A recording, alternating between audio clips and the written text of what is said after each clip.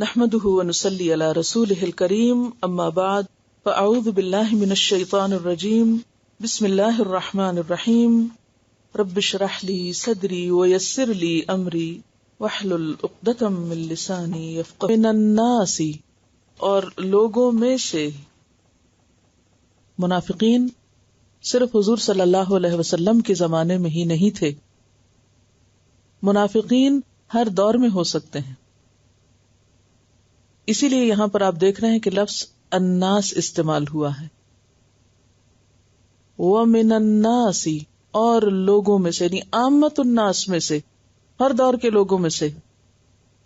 من یقول، جو کہتے ہیں آمنا باللہ، ہم اللہ کو مانتے ہیں، وبالیوم الآخر، یوم آخرت کو مانتے ہیں، لیکن ان کا ایمان قابل قبول ہی نہیں. وما ہم بمومنین، اللہ تعالی ان کے ایمان کو ڈسکوالیفائی کرتا ہے، ان کے ایمان کو اپروو نہیں کرتا، ان کے ایمان کو قبول نہیں کرتا، ان کی اس بات کو کوئی وزن نہیں دیتا، ان کی اس بات کا یقین نہیں کرتا، کیونکہ ان کا یہ کہنا صرف زبان سے کہنا ہے، اور ان کا یہ کہنا دراصل اللہ تعالیٰ کو اور اہل ایمان کو دھوکہ دینے کی ایک کوشش کرنا ہے. اسی لیے فرمایا یخادعون اللہ، وہ اللہ کو دھوکہ دے رہے ہیں. یخادعون کا معنی ہم نے کیا پڑھا کہ حقیقت کو چھپا کر دوسرے کو اندھیرے میں رکھنا، اپنا مقصد حل کرنا، دوسرے کو دھوکہ دینا، یعنی اصل بات ظاہر نہ کرنا. یخادعون کے مفہوم میں کیا آتا ہے، یا یخادعون کا معنی کیا ہے؟ اصل بات ظاہر نہ کرنا. تو مراد کیا ہے کہ جو کچھ ان کے دل میں ہے وہ نہیں ظاہر کرتے. ان کے دل میں کچھ ہے، زبان پر کچھ اور ہے. ان کے دل اور زبان میں فرق ہے، تو اسی فرق کا نام کیا ہے؟ دھوکہ دہی. وہ دھوکہ دے رہے ہیں اللہ کو. والذین آمنوا، اور ان لوگوں کو جو ایمان لائے، یعنی ایمان والوں کو بھی یہ کہہ کر کہ ہم مومن ہیں حالانکہ ہوتے کوئی نہیں. وما ہم بمومنین، وہ کیا کر رہے ہیں؟ انہیں دھوکہ دے رہے ہیں اصل حقیقت چھپا کے. وما یخدعون، اور نہیں وہ دھوکہ دیتے الا انفسہم، مگر اپنے ہی آپ کو. ان کو خود اپنے بول کی حقیقت نہیں پتا. وما یشعرون، اور وہ سمجھتے بھی نہیں کہ وہ خود کو دھوکہ دے رہے ہیں. شعور کا کیا معنی آپ نے پڑھا تھا؟ کسی معاملے کی باریکی کو سمجھنا، کسی معاملے کی تہہ تک پہنچنا، کسی بات کی اصل حقیقت کو پا لینا. تو وہ اپنے اس عمل یا اپنے اس کام کی حقیقت بھی نہیں سمجھتے کہ وہ کر کیا رہے ہیں. تو یہاں آپ دیکھیے، ایک طرف اللہ تعالیٰ ہے، دوسری طرف ایمان والے ہیں، تیسری طرف وہ خود ہیں. تو انسان کو سچا مومن بننے کے لیے سب سے پہلے اپنے آپ کے ساتھ سچا ہونے کی ضرورت ہے. جب انسان اپنے ساتھ سچا ہو جاتا ہے تو پھر وہ اپنے رب کے ساتھ بھی سچا ہوتا ہے، اور وہ ایمان والوں کے ساتھ یعنی انسانوں کے ساتھ بھی سچا ہوتا ہے. اور جو شخص خود کو دھوکہ دیتا ہے، یا دوسرے لفظوں میں جو شخص اللہ تعالی اور اہل ایمان کو دھوکہ دینے کی کوشش کرتا ہے، وہ دراصل خود کو دھوکہ دے رہا ہوتا ہے، اور اس کو اس بات کا پتہ ہی نہیں ہوتا کہ وہ کر کیا رہا ہے. اور یہ انتہا درجے کی ناسمجھی کہ کسی شخص کو اپنے آپ ہی کی خبر نہ ہو، جس کو اپنے معاملے یا اپنے کام کی حقیقت ہی نہ پتا ہو کہ وہ کر کیا رہا ہے. اس سے زیادہ انسان کی بدقسمتی کیا ہو سکتی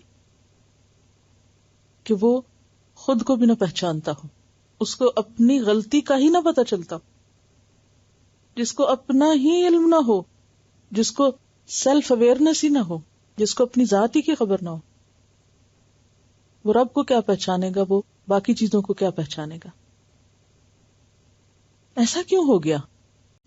یعنی کیوں نہیں سمجھ ان کو کیوں نہیں جانتے وہ خود کو؟ اس لیے کہ فی قلوبہم مرض، ان کے دلوں میں بیماری، کیونکہ سمجھنا دل کا کام ہے اور دل بیمار ہے، تو اس لیے سمجھ سے خالی ہیں وہ لوگ. فی قلوبہم مرض، ان کے دلوں میں ایک بیماری ہے. کون سی بیماری؟ منافقت کی بیماری، شک و شبہ کی بیماری. فزادہم اللہ مرضا، اللہ نے ان کی بیماری اور بڑھا دی. وَلَهُمْ عَذَابٌ أَلِيمٌ، اور ان کے لیے دردناک عذاب ہے. دنیا میں بھی وہ ایک کشمکش میں ہے، ایک بے چینی کا شکار ہے. سکون نام کی چیز ان کے پاس نہیں، ایک مسلسل ٹارچر ہے جس میں وہ اپنے آپ کو رکھے ہوئے ہیں، اور صرف ظاہری دنیا کی چیزوں سے اپنا دل بہلاتے رہتے ہیں. اور پھر آخرت میں تو دردناک عذاب یعنی جہنم کا عذاب ہے ہی. اور جیسا کہ ہم جانتے ہیں کہ ان المنافقین فی الدرک الاسفل من النار، منافق آگ کے سب سے نچلے گڑھے میں ہوں گے. سب سے زیادہ جہنم میں جو تکلیف ہوگی وہ اس گروہ کو ہوگی. کیوں؟ بما کانوا یکذبون، کیونکہ وہ جھوٹ بولتے تھے. یہ کون سا جھوٹ؟ کہ ان کے دل میں کچھ تھا اور ان کی زبان پر کچھ اور تھا. جو وہ کہتے تھے وہ اصل میں ان کے اندر ہوتا نہیں تھا، خالی خولی دعویٰ ہوتا تھا ان کا. تو جس انسان کی زندگی کی بنیاد جھوٹ پر ہو، جس انسان کی سوچ جھوٹ پر مبنی ہو، حقیقت پر بیس نہ ہو، گمان پر ہو، شک و شبہ پر ہو، یعنی خلاف حقیقت بات پر وہ بنیاد رکھے ہوئے ہو، ایسا شخص معاشرے میں ہمیشہ فساد اور بگاڑ کا سبب بنتا ہے. اسی لیے سب سے پہلی چیز جس سے انہیں روکا گیا وہ کیا تھا؟ لا تفسدوا، فساد نہ کرو. وَإِذَا قِيلَ لَهُمْ، اور جب ان سے کہا گیا لا تفسدوا فی الارض، مت فساد کرو زمین میں، مت بگاڑ پیدا کرو. قالوا، تو وہ مانتے ہی نہیں، کہتے ہیں انما نحن مصلحون، ہم تو اصلاح کر رہے ہیں، ہم تو اچھے کام کر رہے ہیں، ہم تو لوگوں کے بہت خیر خواہ ہیں، ہم تو ان کو فائدہ پہنچانے کی کوشش کر رہے ہیں. اب یہاں پر آپ پھر ان کی بات میں تضاد دیکھیے. کر وہ فساد رہے ہیں، نام انہوں نے اس کو اصلاح کا دیا ہوا ہے. سیلف ڈسپشن کا شکار ہیں، خود فریبی کا شکار ہیں، اپنے آپ کو دھوکہ دے رہے ہیں. اصل بات تک پہنچنے اور ان کے بیچ میں ایک رکاوٹ ہے، ایک پردہ ہے. وہ صحیح حقیقت کو پا ہی نہیں سکتے، اس لیے ان کی ہر بات حقیقت کے خلاف ہے. الا انہم ہم المفسدون، خبردار بے شک وہ وہی فساد کرنے والے ہیں. اللہ تعالیٰ وارن کر رہے ہیں، سب کو متنبہ کیا جا رہا ہے، سب کو بتایا جا رہا ہے، سن لو، خبردار. انہم، بے شک ایسے ہی لوگ جن کے قول اور فعل میں تضاد ہوتا ہے، جن کے ظاہر اور باطن میں فرق ہوتا ہے، وہی اصل سبب ہیں کس کا؟ فساد کا. انہی کی حرکتوں سے معاشرے میں فساد ہوتا ہے، بگاڑ آتا ہے. انہم ہم المفسدون، بے شک وہ وہی فسادی ہیں. ولکن لا یشعرون، لیکن وہ شعور ہی نہیں رکھتے، سمجھتے ہی نہیں، ان کو پتہ ہی نہیں وہ کیا کر رہے ہیں. تو بات یہی ہے کہ شعور کی کمی ہے، بے شعور لوگ ہیں. دوسری بات جس کا ان سے مطالبہ کیا گیا کہ سچا ایمان لے آؤ. وَإِذَا قِيلَ لَهُمْ آمِنُوا، جب ان سے کہا گیا ایمان لاؤ، كَمَا آمَنَ النَّاسِ، جیسے سب لوگ ایمان لا رہے ہیں، یعنی صحابہ کرام مراد ہیں یہاں. قالوا، وہ کہتے ہیں انؤمن، کیا ہم ایمان لائیں؟ کما، جیسا کہ آمن السفہاء، ایمان لائے بے وقوف لوگ. کیا ہم بے وقوف لوگوں کی طرح ایمان لائیں، کم عقل لوگوں کی طرح ایمان لائیں؟ ان کے خیال میں سچے اہل ایمان بے وقوف ہیں، کیونکہ وہ ایمان کی خاطر ہر چیز کی قربانی پر تیار ہو جاتے ہیں، وہ ہر قیمت پر اپنے ایمان کو بچاتے ہیں. وہ دنیا کے چھوٹے چھوٹے فائدوں کی خاطر اپنا ایمان نہیں بیچتے، اپنا ایمان چھپاتے نہیں. الا خبردار، انہم ہم السفہاء، بے شک وہ وہی بے وقوف ہیں. اللہ تعالیٰ پھر وارن کر رہے ہیں ان کو بھی جو یہ کر رہے ہیں، اور ان کو بھی جو یہ سن رہے ہیں، دیکھ رہے ہیں ایسے لوگوں کو، کہ بے شک وہ وہی بے وقوف ہیں. ایسے لوگ انتہائی ناسمجھ ہیں. وَلَٰكِن لَا يَعْلَمُونَ، لیکن وہ جانتے ہی نہیں کہ ان کی یہ حرکت بے وقوفی پر مبنی ہے. اب ان کا طرز عمل بتایا جا رہا ہے.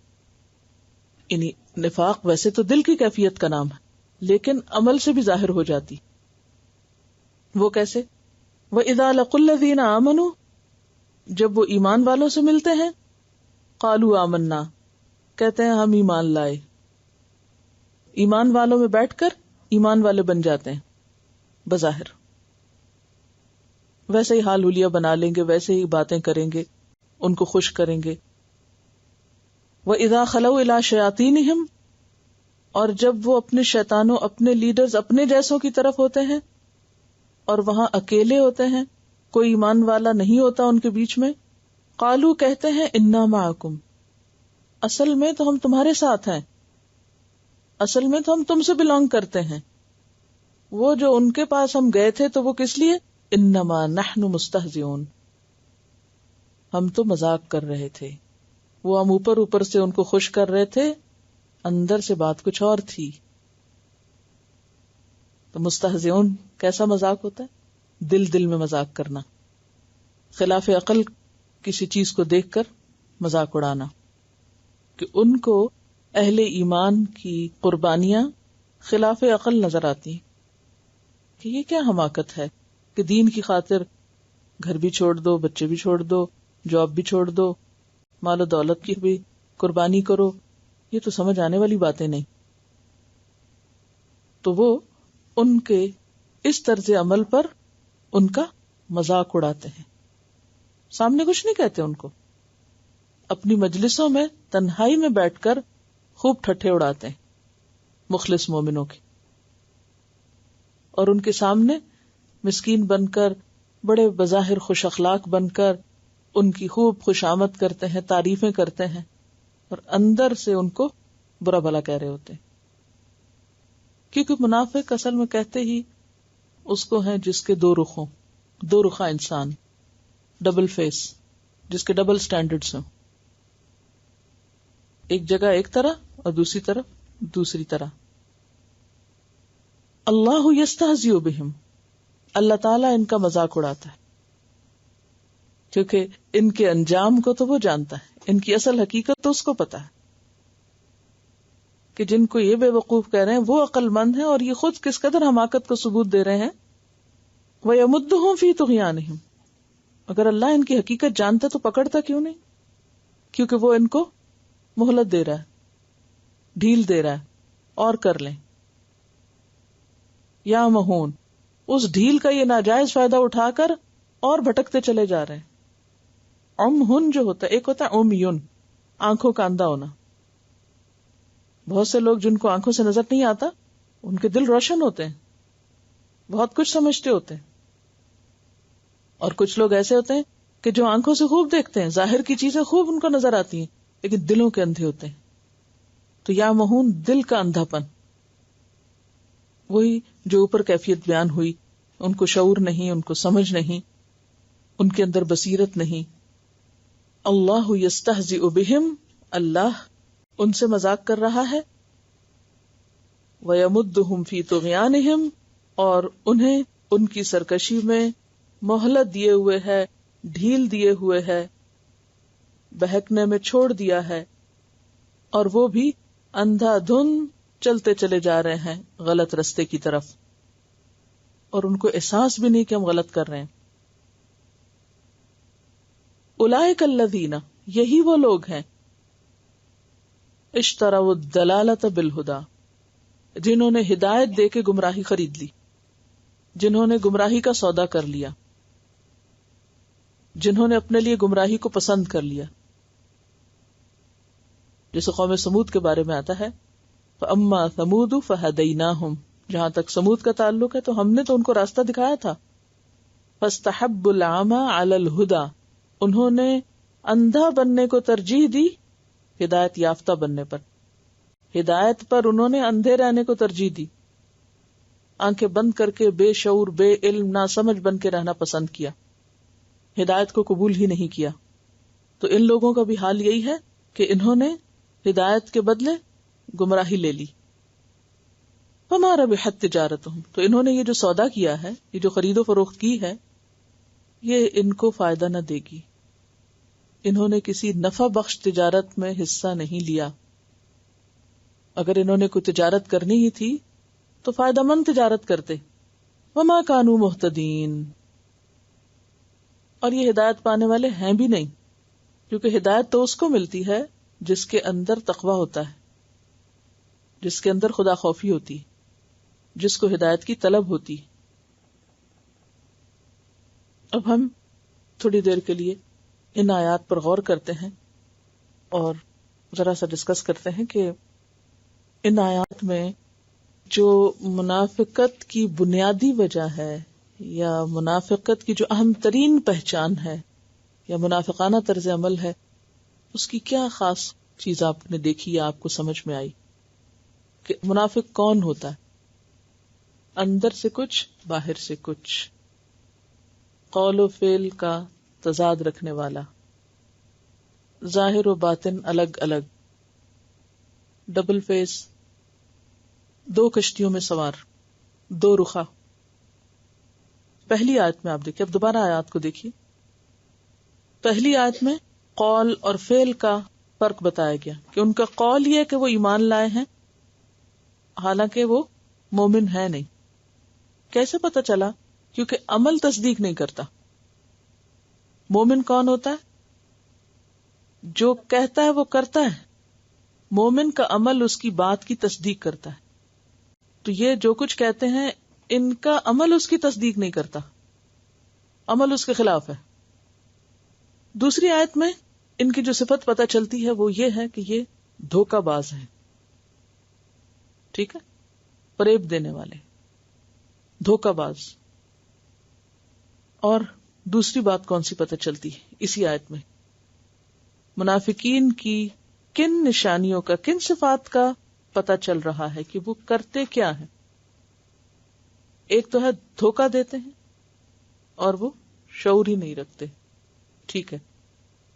تیسری آیت، منافقت ظاہر سے زیادہ باطن سے تعلق رکھتی ہے.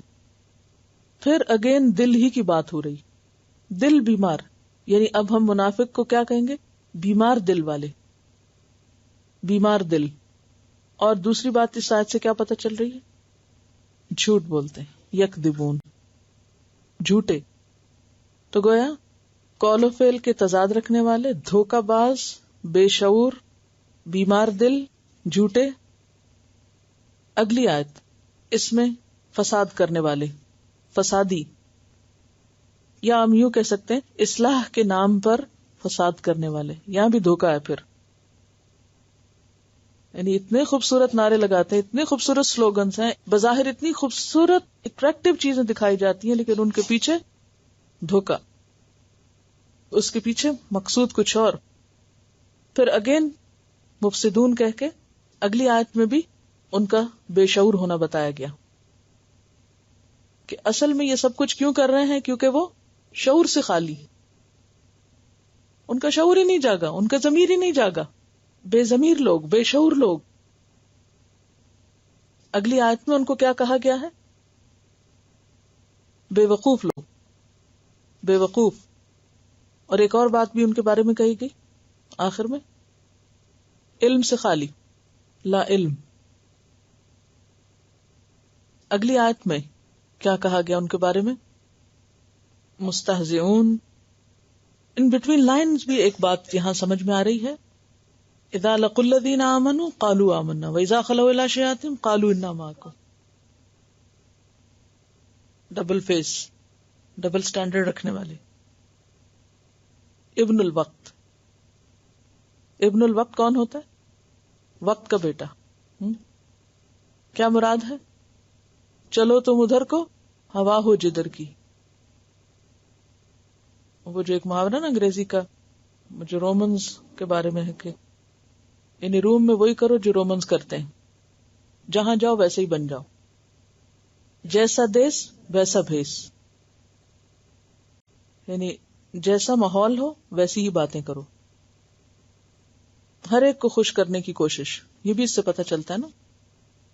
ایمان والوں کے پاس آ کے ان کی مرضی کی باتیں کر کے ان کو خوش کرتے، اور جب اپنے دوستوں کے پاس جاتے ہیں، اپنے جیسوں کے پاس جاتے ہیں تو ان کو بھی خوش رکھتے ہیں.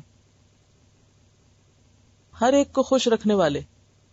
اور آیت کے آخر میں کیا بتایا؟ مستہزئون، مذاق اڑانے والے.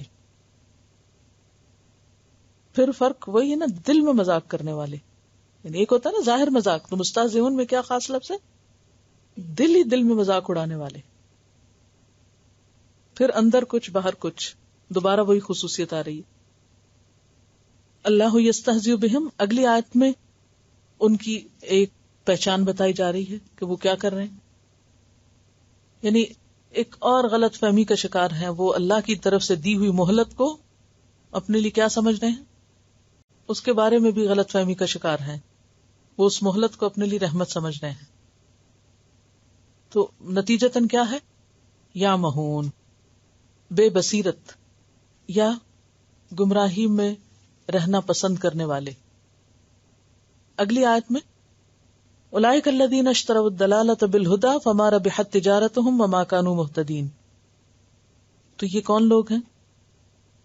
ہدایت کے بدلے گمراہی خریدنے والے، اور سب سے آخر میں ہدایت سے دور. ہدایت سے دور. اہل ایمان کے بارے میں اللہ تعالیٰ نے کیا فرمایا تھا؟ اولئک علی ھدی من ربہم، اور ان کے بارے میں کیا فرمایا؟ وما کانوا مہتدین. جن کی یہ صفات ہوں گی ان کو ہدایت نہیں ملے گی. کیا کیا چیزیں منافقت میں آتی؟ اب سیلف انالیسس کیجئے، سیلف اسیسمنٹ کیجئے، اپنی لسٹ اپنے سامنے رکھیے اور اپنا حساب کیجئے کہ ان میں سے کوئی چیز میرے اندر تو نہیں. ہر ایک اپنا حساب کرے، اور پھر آپ کو معلوم ہونا چاہیے کہ جھوٹ کس کی صفت ہے. تو کس کے ساتھ سچا ہونا ہے؟ سب سے پہلے اپنے ساتھ سچا ہوں. جو اپنے ساتھ سچا نہیں وہ بے شعور ہے. وہ اللہ کے ساتھ بھی سچا نہیں ہو سکتا، وہ لوگوں کے ساتھ بھی سچا نہیں ہو سکتا. اگر آپ اس لسٹ کو پڑھ کے اپنے آپ کو دیکھ رہے ہیں اور جائزہ لے رہے ہیں اور اس میں بھی جھوٹ بول رہے ہیں، آپ کو پتا ہے آپ ایک غلط کام کرتے ہیں اور پھر آپ لکھ رہے ہیں نہیں میں نہیں کرتا، تو یہ کیا ہے؟ یہ جھوٹ ہے، دھوکہ ہے، خود فریبی، سیلف ڈسپشن، اپنے آپ کو دھوکہ دینا ہے. تو یہ کس کی صفت ہے؟ سب سے بڑا اپنے حق میں جرم خود کو دھوکہ دینا ہے، اور یہ دل کی بیماری. تو بیمار دل متقی تھوڑی ہوتے ہیں. یعنی اس لسٹ کو سامنے رکھیے اور اپنے آپ کا جائزہ لیجئے کہ ہمارا ایمان کس درجے پر ہے. آپ اس ایکٹیویٹی کے اوپر لکھ لیجئے اپنے ایمان کا جائزہ لیجئے، اپنے ایمان کا جائزہ لیجئے. اگر ہماری جسمانی صحت، یعنی کوئی اگر ہمیں یہ بتائے، کسی ڈاکٹر کے پاس ہم جائیں اور وہ ہمیں بتائے کہ آپ کو ہارٹ کا پرابلم ہے، ڈائگنوز کر دے اگر کہ آپ کو ہارٹ پرابلم ہے، تو آپ کو کیا ہوگا اس وقت؟ مثلاً آپ کچھ تھکے تھکے سے رہنے لگے، کچھ بیمار سے، لیکن بظاہر کوئی بیماری بھی نہیں. آپ اپنے چیک اپ کے لیے چلے گئے ڈاکٹر کے پاس، اس نے آپ کے ٹیسٹ وغیرہ کیے اور آپ کو رپورٹ ملی کہ آپ ہارٹ ڈیزیز کا شکار ہیں. اس رپورٹ کو پڑھ کے آپ کے اوپر کیا گزرے گی؟ شوق لگے گا، پریشانی ہوگی، پر شور پریشانی ہوگی. کس کو خطرہ ہے؟ ہارٹ ڈیزیز ہو تو کس کو خطرہ ہوتا ہے؟ جان کو خطرہ. اور اگر ان صفات میں سے ساری یا آدھی یا کچھ حصہ ہمارے اندر ہو، کیا ہمارے ایمان کو کوئی خطرہ نہیں؟ کیا ہمارے انجام کو کوئی خطرہ نہیں؟ یہ الگ بات ہے کہ ہم شعور سے کام نہ لیں، سچ نہ بولیں اپنے ساتھ، خود کو پھر دھوکہ دیں. وما یخدعون الا انفسہم. اپنے ساتھ سچے ہو جائیے، کیونکہ جو بیمار مانے ہی نہ کہ میں بیمار ہوں، اس کا علاج کون کرے گا؟ کوئی نہیں کر سکتا. اب آپ دیکھیے کہ اس میں یہ مت سوچیے کہ میں آپ کے اوپر کو فتویٰ لگا رہی ہوں یا میں آپ کو کچھ، میرا کام صرف یہ ہے کہ آپ کو اس کو کھول کے سامنے رکھ دینا. یہ آئینہ ہے، خود آئینہ دیکھیے کہ ہم کہاں کھڑے ہیں. قرآن کو سامنے رکھ کر اپنے آپ کو دیکھیے، اپنے آپ کو پہچانیے. ایک طرف ہے ایمان. ایمان کیا ہے؟ جو کہنا وہی کرنا. ایمان والے دنیا سے زیادہ کس کو ترجیح دیتے ہیں؟ آخرت کو. آخرت کو سامنے رکھ کر زندگی کا سفر طے کرتے ہیں. آخرت کو سامنے رکھ کر اپنے معاملات کے فیصلے کرتے ہیں. کیا کرنا ہے کیا نہیں کرنا وہ دنیا کو سامنے رکھ کے نہیں، آخرت کو سامنے رکھ کے کیا جاتا ہے. اس میں آپ دیکھیے کہ جتنی بھی لسٹ ہے ساری کو اگر ہم دوبارہ ریوائز کریں تو ان سب کا خلاصہ ایک لفظ میں آتا ہے اور وہ ہے جھوٹ. اسی لیے آپ صلی اللہ علیہ وسلم نے جب منافقت کے بارے میں پہچان کرائی تو آپ نے فرمایا اربع من کن فیہ کان منافقا خالصا اذا اؤتمن خان واذا حدث کذب واذا عاہد غدر واذا خاصم فجر. 4 خصلتیں جس میں ہوں وہ پورا منافق. جب امانت دار بنایا جائے تو خیانت کرے، بات کرے تو جھوٹ بولے، وعدہ کرے تو پھر جائے، بحث کرے تو انصاف سے ہٹ جائے. یہ صحیح بخاری اور صحیح مسلم کی حدیث ہے. صحیح حدیث ہے یہ جو میں نے آپ کو پڑھ کر سنائی ہے. پھر اسی طرح حدیث میں ایک اور جگہ پر آتا ہے بات کرے تو جھوٹ بولے، وعدہ کرے تو پھر جائے، جب امانت دار بنایا جائے تو خیانت کرے. وَإِن صَامَ وَصَلَّى وَزَعَمَ أَنَّهُ مسلم. خواہ وہ روزہ رکھے، خواہ نماز پڑھے، خواہ سمجھے کہ میں مسلمان ہوں. تو ان سب چیزوں کے بیچ میں جو سب سے اہم ترین چیز ہے وہ جھوٹ ہے، غلط بیانی. غلط کام کر کے ماننا ہی نہ کہ میں نے غلطی کی ہے. سامنے کچھ، پیچھے کچھ، ظاہر کچھ، باطن کچھ، کہنا کچھ، کرنا کچھ، اور پھر ماننا بھی نہ. یہاں آپ دیکھیے کہ منافقوں کی جو صفت بیان ہوئی ہے کہ جب ان کو ریئلائز کرایا جاتا ہے کہ تم فساد کر رہے ہو تو وہ مانتے بھی نہیں. وہ کہتے ہیں ہم تو اصلاح کر رہے ہیں. کون کہتا ہے ہم فساد کر رہے ہیں؟ وہ اپنے سارے عمل کو کس سے تعبیر کرتے ہیں؟ اصلاح سے. ہم تو اچھا کرنے کے لیے یہ سب کر رہے ہیں.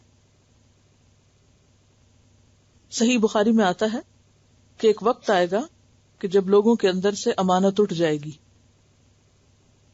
وَيُقَالُ لِلرَّجُلِ مَا أَعْقَلَهُ وَمَا أَظْرَفَهُ وَمَا أَجْلَدَهُ وَمَا فِي قَلْبِهِ مِثْقَالُ حَبَّةِ خَرْدَلٍ مِّنْ إِيمَانٍ. صحیح بخاری کتاب الفتن کی حدیث ہے کہ ایک آدمی کے بارے میں کہا جائے گا کہ کتنا عقل مند ہے، کتنا خوش کلام ہے، کتنی اچھی باتیں کرتا ہے، کیا بولنے کا انداز ہے، کتنا زبردست ہے. یعنی اتنا امپریس کرنے والا، اتنی اچھے سے بات کرنے والا، جس کو آرٹ آف اسپیچ کہتے ہیں کہ خوب بولنا جانتا ہو، بہترین کمیونیکیشن جانتا ہو، بہت ہی انفلوئنس کرتا ہو لوگوں کو، بہت ہی بظاہر عقل مند نظر آتا ہو. لیکن حال کیا ہے؟ اس کے دل میں رائی کے دانے برابر ایمان نہیں. صرف دعوے ہیں، عمل میں کچھ نہیں، صرف باتیں ہیں، کرنا کچھ بھی نہیں، اور جو کہنا ہے وہ کرنا ہی نہیں. اخلاق صرف ایک پروفیشنل اخلاق بن گیا، صرف دکھاوے کی چیز بن گیا، اندر سے کھوکھلے.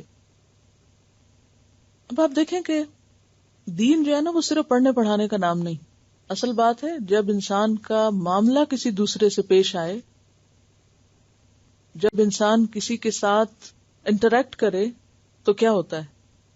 کسی سے کوئی تکلیف دہ بات سنتا ہے، کسی سے اس کو کوئی نقصان پہنچتا ہے، کوئی اس پر زیادتی کر جاتا ہے. اس وقت انسان کھلتا ہے اب وہ کیا چیز ہے، اب وہ کیا کرتا ہے. جب اس کی دنیا کو کوئی نقصان پہنچے، کیونکہ اللہ تعالیٰ آزماتا تو ضرور ہے نا، دنیا کا نقصان دے کے پھر دیکھتا کہ اچھا اب بھی دین کا نام لوگے، اب بھی مجھ سے محبت کرو گے. کیونکہ جب اللہ تعالیٰ ہمیں نعمتیں دیتا جاتا ہے نا، ہمیں سب کچھ ملتا جاتا ہے، ہماری دعائیں قبول ہوتی جاتی ہیں، جب ہماری مرضی کے مطابق حالات ہوتے ہیں تو ہم کیا کہتے ہیں؟ اللہ تعالیٰ بہت اچھے ہیں، یا رب تیرا شکر۔ لیکن اگر کبھی حالات ہماری مرضی کے خلاف ہو جائیں، ہماری کوئی دعا قبول نہ ہو، یا دین کے راستے پہ چلتے وقت کوئی نقصان ہو جائے، پھر ہم کہاں کھڑے ہوتے ہیں؟ پھر ہم کیا کہتے ہیں کہ یا رب تیرا کوئی بھی فیصلہ مصلحت کے خلاف نہیں، تیرے ہر فیصلے میں خیر ہے، والخیر کلہ بیدیک۔ کیا اس وقت بھی ہم شکر گزار ہی ہوتے ہیں اور ان نعمتوں کو یاد کر رہے ہوتے ہیں جو اس سے پہلے بہت سی ہمارے پاس ہے؟ تو مومن با اصول انسان ہوتا ہے اور منافق بے اصول، جس کی گفتگو میں کوئی احتیاط نہیں، جس کے معاملے میں کوئی امانت نہیں، جس کے قول اور فعل میں تضاد ہے۔ تو سیلف اسسمنٹ کر لیا آپ نے؟ پھر اپنا سکور خود نکال لیجئے، کہاں کھڑے ہیں اور کیا کیا چھوڑنے کی ضرورت ہے۔ اور سب سے زیادہ خسارے میں وہ لوگ ہیں جو یہی نہ مانے کہ ہم غلط کرتے ہیں، وہ پھر شعور سے خالی ہیں، چاہے وہ دنیاوی اعتبار سے کتنے ہی عقل مند کیوں نہ ہو۔ شیطان نے بھی تو غلطی نہیں مانی تھی نا۔ اچھا، جھوٹ کی بنیادی وجہ دل کا بیمار ہونا ہے۔ یہاں پر آپ دیکھیں نا، فی قلوبہم مرض فزادہم اللہ مرضا ولہم عذاب علیم بما کانوا یکذبون۔ جھوٹ کیا ہوتا ہے؟ خلاف حقیقت بات۔ بنیادی طور پر اگر دیکھا جائے تو جھوٹ ہے ہی یہ دل میں کچھ اور زبان پہ کچھ۔ زبان اور دل کے اختلاف کو جھوٹ کہا جاتا ہے، اور منافقت کی بیماری جھوٹ سے ہی جنم لیتی۔ چونکہ قرآن دل پر اترا، تقوی دل کی کیفیت ہے، کفر کا تعلق بھی دل سے ہے، اور منافقت کی بنیاد بھی کیا ہے؟ اصل میں دل ہی ہے۔ اس لیے ہم تھوڑا سا دل کے بارے میں آج جانیں گے، اور پھر اس کے بعد انشاءاللہ آپ مزید غور و فکر کر سکیں گے۔ اگر آپ انسان کی زندگی کی ابتدا دیکھیں ماں کے پیٹ میں، تو سب سے پہلے جو آرگن کام کرنا شروع کرتا ہے وہ کیا؟ ابھی ہاتھ پاؤں بھی نہیں بنے ہوتے کہ دل کام کرنا شروع کر دیتا ہے، اور سب سے پہلے جو آرگن ختم ہو جائے تو انسان کی موت ہو جاتی ہے، وہ بھی دل ہی۔ آپ کا ہاتھ کٹ جائے تو آپ نہیں مرتے، جب آپ کا دل کام کرنا چھوڑتا ہے تو آپ زندہ نہیں رہتے۔ گویا دل انسان کے جسم میں سب سے زیادہ اہم آرگن ہے، سب سے زیادہ مرکزی، سینٹرل، اور وہ چیز جس پر انسان کی زندگی موت کا انحصار ہے۔ وہ کام کرتا ہے، وہ صحت مند ہے تو انسان صحت مند ہے، انسان زندہ ہے، اور اگر وہ بیمار ہے تو انسان بیمار ہے، وہ مر جاتا ہے تو انسان مر جاتا ہے۔ گویا آپ کس کے ساتھ ہیں؟ دل کے ساتھ، اور اگر دل نہیں تو آپ بھی نہیں۔ دوسرے لفظوں میں دل کے بغیر زندگی کا تصور ہی نہیں کیا جا سکتا۔ دل کی درستگی کے بغیر ایمان کا تصور نہیں، اور دل بیمار ہو تو منافقت سے چھٹکارا ہی نہیں ہو سکتا۔ فزیکلی اگر ہم دل کو دیکھیں تو انتہائی طاقتور اور انتھک کام کرنے والا مسل ہے۔ یہ چھوٹا سا آرگن ہے جسم میں، ایک مٹھی کے برابر۔ کہتے ہیں عام طور پر ہر انسان کے دل کا سائز کیا ہوتا ہے؟ جتنی اس کی مٹھی بند ہو کر ہوتی۔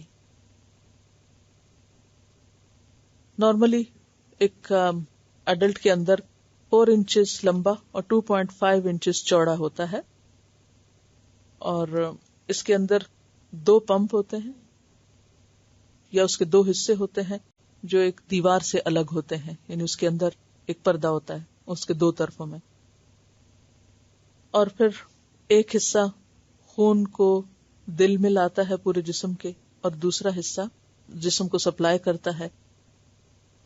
یعنی ایک طرف سے گندا خون جسم کا دل میں آتا ہے، پھیپھڑے اس کو صاف کرتے ہیں، اور دوسری طرف سے پھر وہ پمپ کر کے سارے جسم کو سپلائی کرتا ہے۔ مختلف آرگنز مختلف وقت میں آرام کرتے ہیں، مثلا آپ کا معدہ آرام کرتا ہے یا اور، لیکن آپ کا دل کسی حال میں بھی آرام نہیں کرتا. آپ سو بھی رہے ہوتے ہیں تو وہ کام کر رہا ہوتا ہے. یعنی اس سے آپ اندازہ لگائیے کہ دل کا فنکشن کتنا اہم ہے. پہلی بات تو ثابت ہی ہے کہ زندگی نہیں جب تک دل نہیں، اور اسی طرح اگر دل کام نہیں کرتا تو کچھ ہوتا ہی نہیں. تو سب سے زیادہ کام جو ہے آپ کے جسم میں وہ دل کا ہی ہے. ایک دن میں تقریباً 100,000 ٹائمز وہ خون پمپ کرتا ہے یا دھڑکتا ہے، اور 13 سیکنڈز میں 1 گیلن خون جو ہے وہ دل کے ذریعے گزرتا ہے. اور اس کا جو یعنی پریشر ہوتا ہے وہ اتنا شدید ہوتا ہے، یعنی وہ جو پمپ کرتا ہے کہ اگر وہ آپ کے جسم کے باہر خون پمپ کرے تو تقریباً 6 فٹ اونچا اس کا فوارہ جائے. یعنی اتنی فورسفلی وہ کرتا ہے. تبھی تو آپ دیکھیں کہ ایک ایک بال کی جڑ تک وہ خون آتا ہے. اور اگر وہ صحیح طور پر پمپ نہ کرے تو صحیح طور پر آپ کے جسم میں خون کی سرکولیشن نہیں ہوگی تو آپ صحت مند رہ ہی نہیں سکتے. پھر حیرت انگیز بات یہ کہ ہمارے جسم کے تقریباً 75 to 100 ٹریلین سیلز ہیں، وہ ڈائریکٹلی دل کے ساتھ کنیکٹڈ ہیں. یعنی آپ کے جسم کا ہر حصہ ڈائریکٹلی کس کے ساتھ کنیکٹڈ ہے؟ دل کے ساتھ.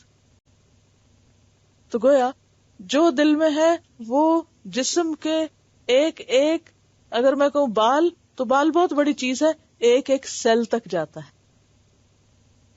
It is very important. آپ کی باڈی کا ایک ایک سیل کس کے ساتھ ڈائریکٹلی کنیکٹڈ ہے؟ دل کے ساتھ کنیکٹڈ ہے. اور پھر دل اپنے فنکشننگ میں دماغ سے کام لیتا ہے. دل ڈومینیٹ کرتا ہے آپ کے برین کو، وہ اس کو میسج بھیجتا ہے، پھر وہاں سے نروس سسٹم جو ہے وہ حرکت میں آتا ہے اور پھر وہ آگے کام ہوتا ہے. یعنی دماغ جو ہے وہ دل پہ حاوی نہیں ہو سکتا، بلکہ دل دماغ پہ حاوی ہوتا ہے. اسی لیے آپ نے لیٹلی ہارٹ انٹیلیجنس کا نام سنا ہوگا، دل کی ذہانت. عموماً تو ہم ذہانت کو کس سے ریلیٹ کرتے ہیں، یہ کس کی طرف جاتا ہے؟ دماغ سے. لیکن ان دونوں کی بہت زبردست کوآرڈینیشن ہوتی ہے، دل اور دماغ کی، اور دونوں ایک سسٹم میں کام کرتے ہیں. دماغ آپ یوں سمجھیے کہ جیسے کمپیوٹر کا ہارڈ ڈسک، اور ساری انفارمیشن وصول کر کے پھر آگے اس کو امپلیمنٹ کرتا ہے. اور دل کمپیوٹر کی میموری کی طرح، جس سے کمپیوٹر کی سپیڈ جو ہے وہ ڈٹرمن ہوتی ہے. اور پھر ہارڈ ڈسک جو ہے اس میموری کو کیا کرتی ہے؟ آگے پروسیس کرنے میں مدد دیتی. تو اگر فاسٹ میموری ہو تو پھر کمپیوٹر فاسٹ ہو جاتا ہے، اور اگر میموری کم ہو تو کیا ہوتا ہے؟ کمپیوٹر سلو ڈاؤن ہو جاتا ہے. تو اسی طرح اگر ہمارا دل صحت مند ہے، صحیح کام کر رہا ہے، پورا جسم جو ہے وہ صحیح کام کرے گا. مجھے اس موقع پر وہ حدیث یاد آ رہی ہے جو 1400 سال پہلے اللہ کے رسول صلی اللہ علیہ وسلم نے فرمائی تھی، جبکہ یہ ساری معلومات ابھی انسانوں کو معلوم ہی نہیں تھی. وہ کیا ہے؟ صحیح بخاری کی حدیث ہے، عربی کے الفاظ ہیں: الا وان فی الجسد مضغۃ اذا صلحت صلح الجسد كله واذا فسدت فسد الجسد كله الا وهي القلب. سن لو کہ انسان کے جسم میں گوشت کا ایک ٹکڑا ہے، جب وہ درست ہوتا ہے تو پورا جسم درست ہو جاتا ہے، جب وہ بگڑتا ہے تو سارا جسم بگڑ جاتا ہے. سن لو کہ وہ دل ہے، سن لو کہ وہ دل ہے. کتنی درست اور کتنی سچی بات آپ صلی اللہ علیہ وسلم نے فرمائی. یہ ایک حدیث ہے. عام طور پر لوگ کہتے ہیں حدیث ہی تو ہے، کیا ہوا، کون سا قرآن کی بات ہے. اب آپ بتائیے کہ آپ صلی اللہ علیہ وسلم نے نہ تو کوئی اناٹمی پڑھ رکھی تھی، اور نہ ہی کسی کتاب سے اور کسی لائبریری سے اور کسی ویب سائٹ سے آپ نے جا کے کوئی انفارمیشن لی کہ دل کس طرح کام کرتا ہے اور دل کا کیا اثر ہے باقی جسم پر. یہ تو لیٹلی ہمیں پتا چلا ہے کہ ہر سیل ڈائریکٹلی دل کے ساتھ کنیکٹڈ ہے. آپ صلی اللہ علیہ وسلم نے 1400 سال پہلے جو بات فرمائی، وَمَا يَنْطِقُ عَنِ الْهَوَىٰ إِنْ هُوَ إِلَّا وَحْيٌ يُوحَىٰ، آپ اپنی خواہش نفس سے باتیں نہیں کرتے، ایسی من گھڑت باتیں نہیں کرتے. جو کچھ آپ بتاتے ہیں وہ دراصل آپ کو وحی کے ذریعے بتایا جاتا ہے. تو وحی جو ہے وہ دو طرح کی ہے، ایک تو قرآن کے الفاظ میں ہے اور ایک آپ صلی اللہ علیہ وسلم کی احادیث کے ذریعے ہم تک پہنچی ہے. یعنی قرآن کے علاوہ بھی آپ نے جو کچھ فرمایا ہے وہ کیا ہے؟ وحی پر مبنی ہے. وحی الہی کے ذریعے آپ کو بتایا گیا تھا کہ دل بگڑ جائے تو پورا جسم بیمار ہو جاتا ہے، سارے اعمال بگڑ جائیں گے، اور اگر دل درست ہو تو سارے جسم کی صحیح فنکشننگ شروع ہو جائے گی، باقی سارا جسم بھی ہمارا صحیح کام کرے گا. برین کا کام تو یہ ہے کہ وہ دل کے آرڈرز کو امپلیمنٹ کرانا. اسی لیے ہم دیکھتے ہیں کہ وہ لوگ جن کا آئی کیو لیول جو عام طور پر یعنی انسان کی عقل سے تعلق رکھتا ہے، یعنی 4% انسان کی جو کامیابی ہے وہ اس کے آئی کیو لیول پر منحصر ہے. یعنی کامیاب انسان کی کامیابی میں کتنے % اس کی دماغ یا اس کی قابلیت کا حصہ ہوتا ہے اور کتنے % کسی اور چیز کا.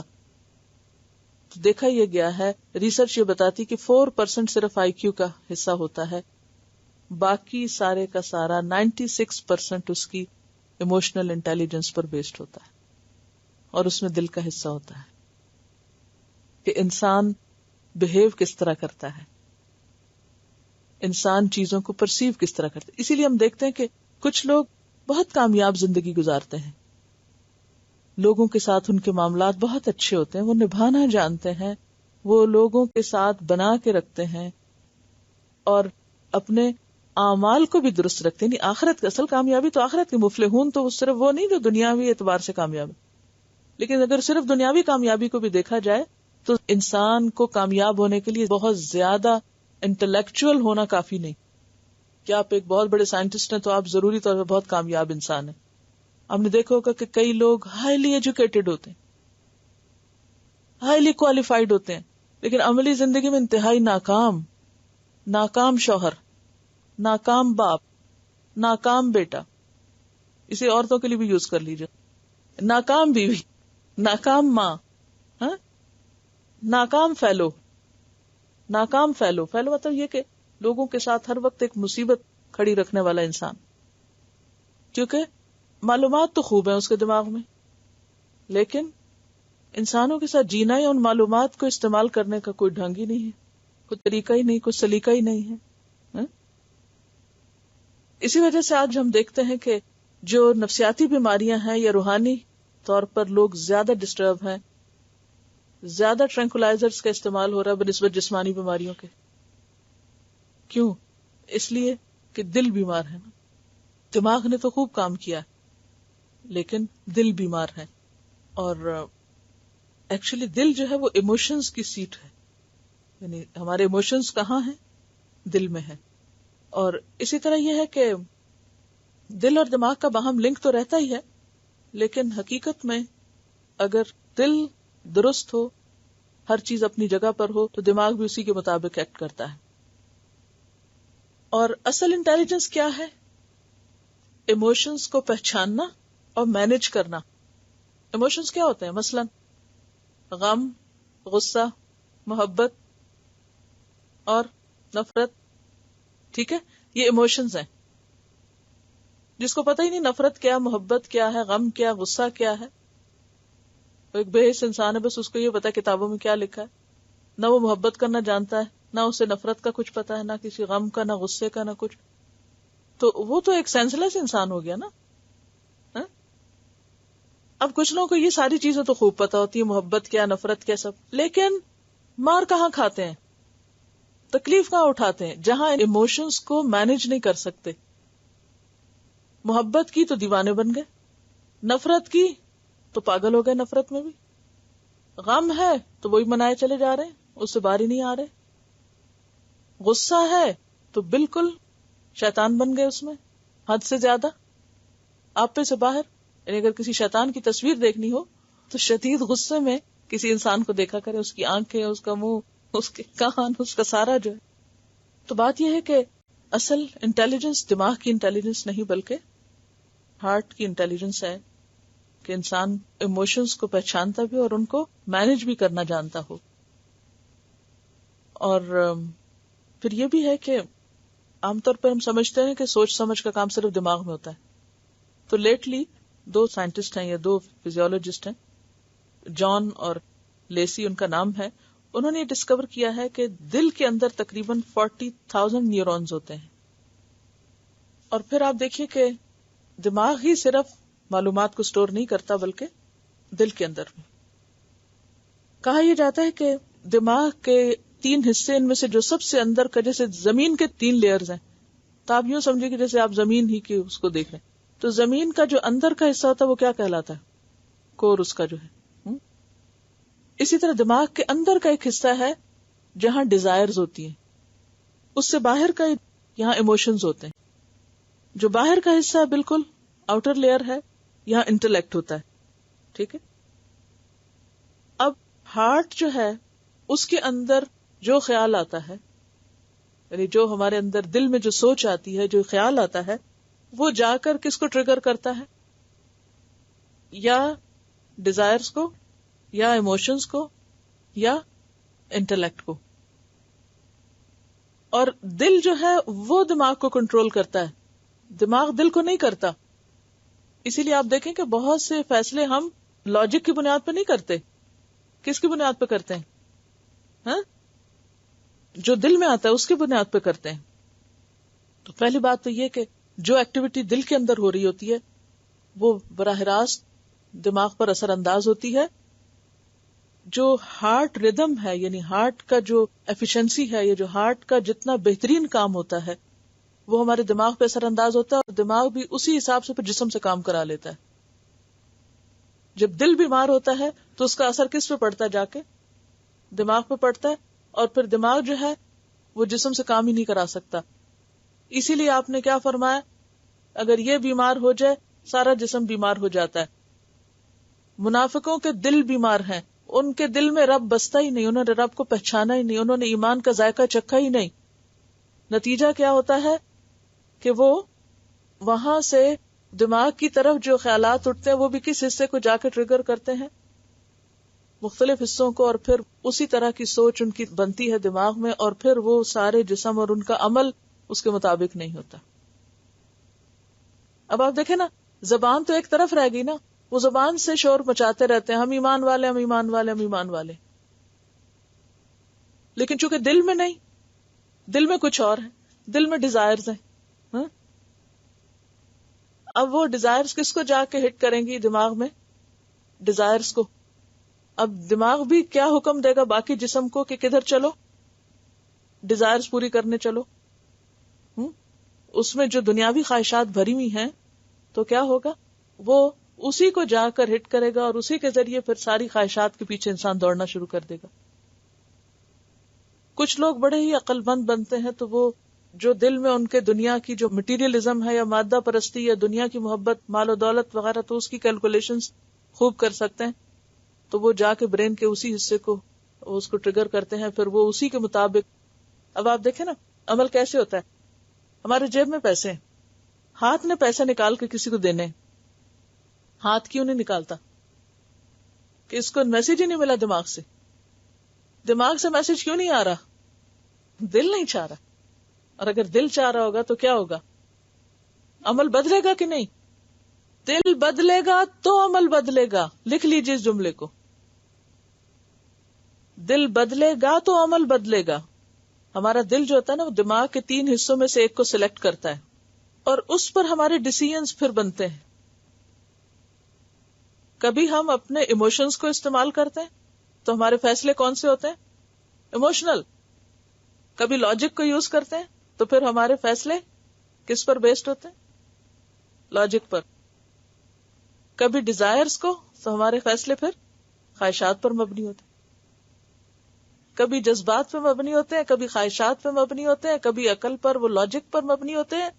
2 4 کرتے رہتے ہیں ہم, اور جو کرنے کا کام ہے وہ نہیں کرتے. تو جس دل میں اللہ نور السماوات والارض, اللہ کی پہچان آ جاتی ہے, روشنی آ جاتی, تو پھر وہ دماغ کو بھی روشن کر دیتے. کہتے ہیں نا دل و دماغ کیا ہو گئے؟ روشن ہو گئے. دل روشن ہوا, پاور ہاؤس نے جنریٹ کی الیکٹریسٹی, ویسے بھی ہارٹ فلی آٹومیٹک ہے، یعنی آپ کو اگر دل کا کام کرنا پڑے، یقین کیجئے کہ آپ تھک ہار کر بیٹھ جائیں، 13 سیکنڈ میں 1 گیلن آپ کو پمپ کرنا پڑے ہاتھ سے، اور سارے دن میں تقریباً 1 ٹینکر جتنا خون روزانہ ہمارا دل پمپ کرتا ہے. تو آپ خود سوچئے کہ اگر آپ کے ہاتھ کو یہ کام دیا جاتا کہ ساری باڈی کو خون سپلائی کرے تو کیا کرتے؟ قلم سے لکھ تو سکتے نہیں، ہاتھ تھک جاتے ہیں. جو آپ کو زندہ رکھنے والی چیزیں نہیں لکھی جا رہی، بہت دن کام ہی نہیں لیا ہاتھ سے، تو اب دل کا کام بھی ہاتھ کو مل جاتا تو بنتا کیا مسکین کا. آپ چھوڑ دیتے، مرتے ہیں تو مرے، جا رہے ہیں ہم بس. آپ خود سوچیے اللہ کی کتنی رحمت ہے کہ اس نے فلی آٹومیٹک مشین دی آپ کو، جو خود کار ہے، خود کام کرتی اور سارا وقت کام کرتی. آپ تو جا کے آرام کریں گے، لیکن دل تو آرام نہیں کرے گا، اور اس کو جو غذا آج آپ نے دی وہی جا کے سوچے گا.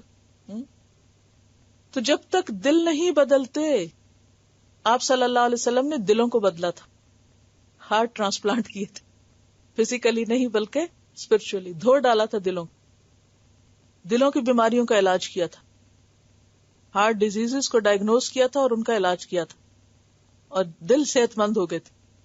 اسی لیے تو صحابہ کے اندر اتنی طاقت تھی، ایسی ایمانی طاقت تھی کہ دریا اور صحرا اور کوئی چیز ان کے آگے رکاوٹ نہیں بنی. اللہ کے راستے میں کوئی چھوٹی سے چھوٹی اور بڑی سے بڑی کوئی چیز رکاوٹ تھی ہی نہیں، اور ہمارے راستے میں اللہ کی طرف جانے میں کیا کیا رکاوٹ؟ ہماری ڈیزائرز، ہمارے ایموشنز، ہمارے انٹلیکٹ، یہ سارے رکاوٹ بنے ہوئے ہیں، کیونکہ دل صحیح ٹرانسمیشن کر ہی نہیں رہا، صحیح میسج ہی نہیں دے رہا، صحیح جگہ کو کلک ہی نہیں کر رہا. آپ کو معلوم ہے کہ اگر کسی کا دل اتنا بیمار ہو جائے کہ وہ کام کرنا چھوڑ دے تو پھر کیا کرنا پڑتا ہے؟ ہارٹ ٹرانسپلانٹ کرنا پڑتا ہے. اور ایک ہارٹ ٹرانسپلانٹ کرانے کی کیا کاسٹ ہے؟ $2.5 ملین، یعنی $250,000 آپ کو چاہیے اگر آپ کو اپنا دل بدلنا ہے فزیکلی. صرف ایک سرجری نہیں، پہلے سال کی، 1 سال کا، کیونکہ یہ نہیں کہ بس ایک دفعہ ٹرانسپلانٹ اور ختم، وہ تو سلسلہ چل پڑتا ہے نا پھر.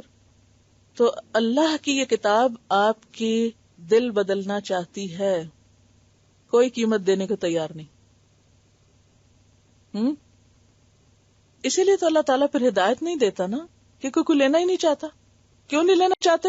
یہ یقین ہی نہیں کہ اگر یہ نہ ملی تو موت ہے، آخرت کی ناکامی ہے. کیونکہ دنیا میں تو پتا ہے کہ دل نے کام نہ کیا مر جائیں گے.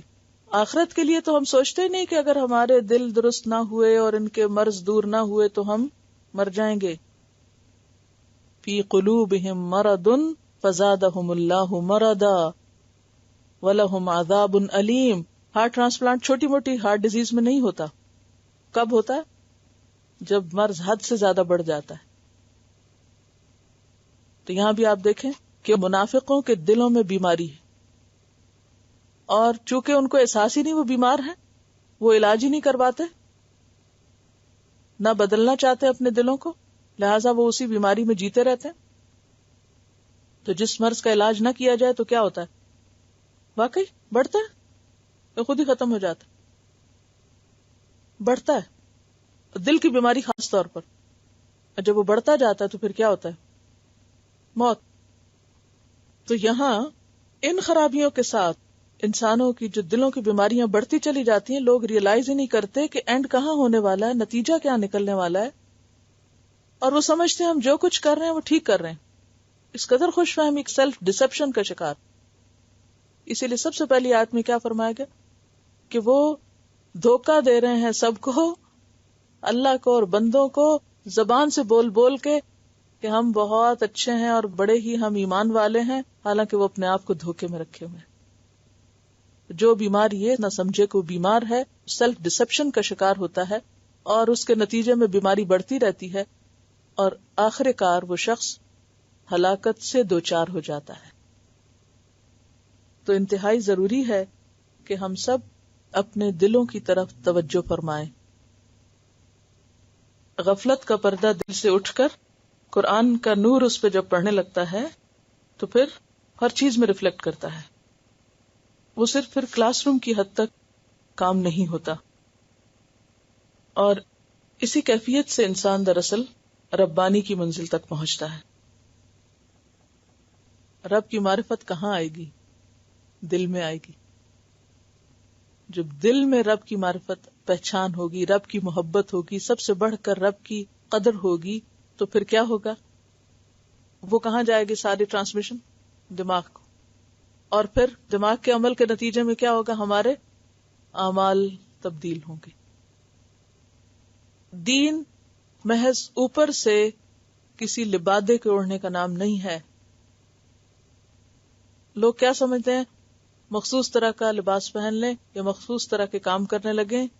کیوں آپ صلی اللہ علیہ وسلم فرمایا خواہ وہ نماز پڑھے، خواہ روزہ رکھے، خواہ سمجھے میں مسلمان ہوں، پھر بھی وہ نہیں مومن، پھر بھی پکا منافق،